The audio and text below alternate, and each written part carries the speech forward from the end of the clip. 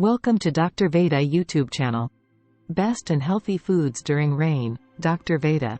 When it's raining outside, there's nothing quite like cozying up with some delicious and healthy foods. Here are some of the best foods to enjoy during rain that are not only comforting but also packed with nutrients. 1. Warm soups. A steaming bowl of soup can be the perfect way to warm up on a rainy day.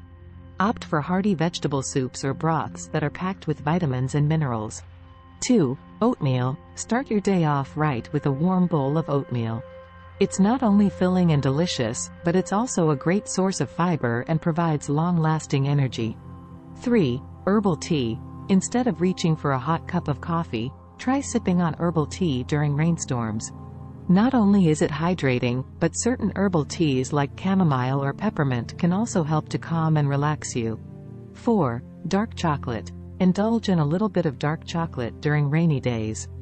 Dark chocolate contains antioxidants and can give you a mood boost when you need it most. 5. Roasted vegetables.